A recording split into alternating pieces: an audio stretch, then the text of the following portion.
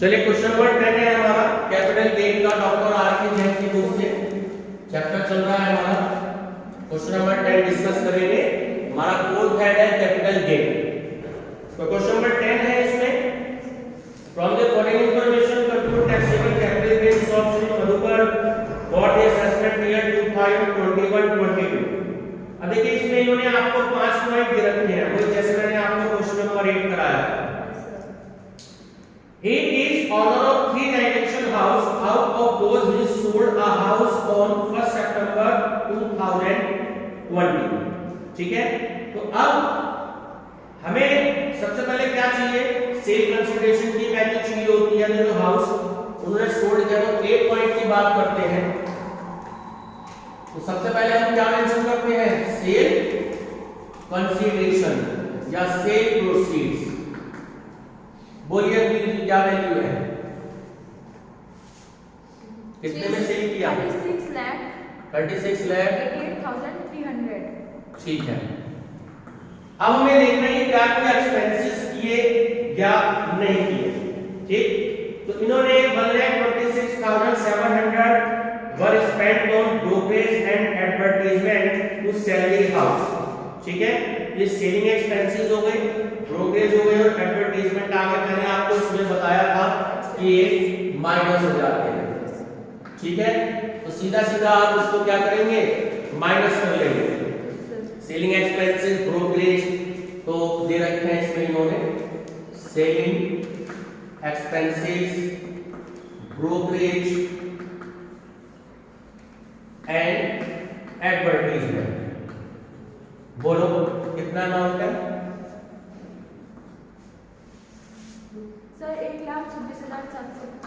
1,26,700। ठीक है, माइनस कर दीजिए इसमें से जो वैल्यू आएगी उसे क्या करेंगे, नेट सेल कंसीडरेशन। सर 3561600।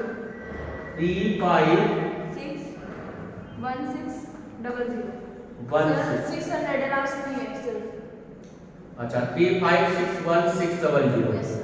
ठीक है, चलिए आगे पढ़ते हैं कि क्वेश्चन में क्या इंफॉर्मेशन है। The house was purchased by him in March 2002 for 2,60,000. He paid 10,000 for registration charges and spent 35,000 on its renovation. अब देखिए दो चीजें आ गई है कि जब इन्होंने उस मकान को परचेज किया था 2002 में तो 2,60,000 का परचेज किया था। ठीक है, और रजिस्ट्रेशन चार्जेस भी थे। तो पहली बार ये किसी क्वेश्चन में आया है। और 35,000 जो है वो इन्होंने रिनोवेशन पर भी खर्च किए। तो वो सीधी सी बात है, बच्चे थोड़े से कंफ्यूज हो जाते हैं। ये वैल्यू सारी की सारी प्लस हो जाती है, इस बात को आपको ध्यान रखना है। ठीक है, तो less indexed cost of acquisition, bracket में मेंशन कर लीजिएगा, इंक्लूडिंग क्या क्या चीज थी, रजिस्ट्रेशन एंड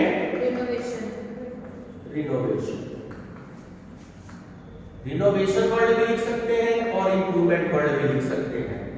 ठीक है, तो रिनोवेशन हो गया। तो 2,60,000 का तो मकान उन्होंने खरीदा था, 10,000 पे रजिस्ट्रेशन पे खर्च किए और 35,000 पे रिनोवेशन पे खर्च किए। तो टोटल कितना हो गया सर 3,05,000। अब 3,05,000 मल्टीप्लाई बाय 301। अब 2002 का इंडेक्स कॉस्ट की बोलो क्या वैल्यू गिवन है, कॉस्ट ऑफ इंडेक्स की वैल्यू क्या गिवन है? सर ये 2001 और 2 है ना? बिल्कुल सही बात है, ना? तो 2000।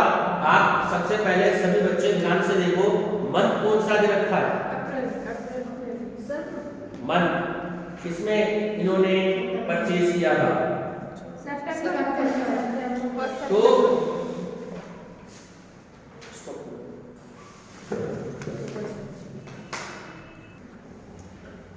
मार्च 2002 दे रखा है, डेट पे अंडरलाइन अंडरलाइन कर ले, बहुत ध्यान से देखें। तो 2001-2 दे रखा है, यानी आपका जो ईयर कौन सा हो गया 2001-2, और 2001-2 का कॉस्ट ऑफ टैक्स मैंने आपको 100 बताया था, कितना होता है सर 918050 918050, ठीक है, माइनस कर दीजिए, इट्स 2643550 2643550, 550 ठीक है।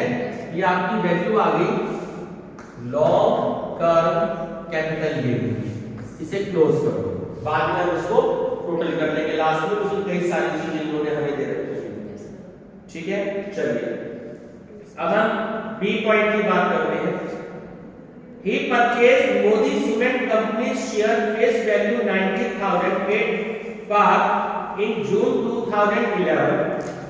1% securities transaction was paid on these purchase. 1% उन्होंने security transaction की दिया। इन शेयर्स को इन्होंने 5,32,000 रुपए में पिछले ईयर में सोल्ड किया था और ब्रोकरेज दी थी 32,000। ये बात क्लियर हो गई। जब लेक्चर स्टार्ट हुआ था और मैंने आपको ये चीज बताई थी उसमें, ठीक है। चलिए अब हम बात करते हैं, ये तो हाउस की बात होगी, अब शेयर्स की बात है। चलिए तो सेल कंसीडरेशन ब्रैकेट में आप जो है शेयर्स मेंशन कर लीजिएगा, शेयर्स, और यहाँ पे हाउस मेंशन कर लीजिएगा कि इसको तो हाउस था और ये शेयर से रिलेटेड था। देखो जब क्वेश्चन में सेल कंसीडरेशन दे रखा है आपका 5,32,000 मिल गया। अब इसमें क्या कोई ब्रोकरेज भी दी है प्राची? Yes sir. कितने रुपए की दी है? 32,000। ठीक है, ब्रोकरेज मैंने आपको बताया हमेशा माइनस होती है, तो ब्रोकरेज को माइनस कर लीजिए 32,000 को, तो टोटल 5 लाख रुपए की वैल्यू रह गई आपकी। अब ये 5 लाख रुपए की वैल्यू क्या हो गई आपकी? नेट सेल कंसीडरेशन हो गई, ठीक है। ये भी आप मेंशन कर दीजिए, नेट सेल कंसीडरेशन। अब देखो इस शेयर्स को कितने रुपए में खरीदा था हमने, पैराग्राफ में मेंशन दे रखा है 90,000 रुपए में हमने इन्हें परचेज किया था, ठीक है, और 2011-12 में परचेज किया था। तो क्वेश्चन में वैल्यू दे रखी है, माइनस कर दीजिए, less indexed cost of acquisition. चलिए 90,000 मल्टीप्लाई बाय 301, क्वेश्चन में देखो कितनी वैल्यू थी 184। चलिए सॉल्व कर दीजिए सर, नीचे ये सबसे लास्ट में क्या आएगा? 147228 147228, ठीक है। माइनस कर दो सर 35277 35277 यस क्या आ गया? Long term capital gain. तो इस तरीके से हम प्रोग्रेस को माइनस कर देते हैं, इस बात का आपको ध्यान रखना है, ठीक है। बच्चे क्या करते हैं कि जिनको ये क्वेश्चंस की प्रैक्टिस नहीं है, नहीं करके जाते, तो यहाँ पर भी माइनस नहीं करते तो पहली गलती यहाँ हो जाती है, और यहाँ पर भी 32,000 माइनस नहीं करते तो दूसरी गलती यहाँ हो जाती है। तो जो भी कोई आपके एक्सपेंसेस होते हैं वो सारे के सारे माइनस होते हैं, तब इस तरीके से क्वेश्चन आपका होता है। सी देखिए क्या सिचुएशन है आपकी, यहां पे भी गलती हो जाती है, बहुत ध्यान से पढ़े। सी सिचुएशन क्या है कि सी में दिया है कि on 15 October 2020 domestic furniture was sold for ₹35,000। The furniture was made by him at the cost of ₹12,000 in 2004-5। देखिए जो फर्नीचर होता है, चाहे तो डोमेस्टिक फर्नीचर मेंशन हो चाहे तो हाउस होल्ड हो, दोनों का हिंदी मीनिंग होता है घरेलू। ऐसा फर्नीचर जिसे हम घर के लिए यूज करते हैं। ये क्वेश्चन में वैल्यू इसकी कभी भी नहीं आती, इस बात का ध्यान रखिएगा। हाउस होल्ड फर्नीचर की वैल्यू क्यों? क्योंकि हाउस होल्ड फर्नीचर की वैल्यू जो है, हाउस होल्ड फर्नीचर हमारा कैपिटल एसेट्स नहीं होता, इसलिए हम क्वेश्चन में हाउस होल्ड फर्नीचर को इंक्लूड नहीं करते। कैपिटल एसेट्स नहीं होगा ना, हम यहाँ क्या क्या इंक्लूड कर रहे हैं? जो हमारे कैपिटल एसेट्स हैं उन्हीं को तो इंक्लूड कर रहे हैं। जो कैपिटल एसेट्स नहीं होता उसको हम यहाँ पे इंक्लूड नहीं करते। तो ये तीसरी गलती होती है, सबसे ज्यादा इंपॉर्टेंट, तो आप इसको याद रखेंगे।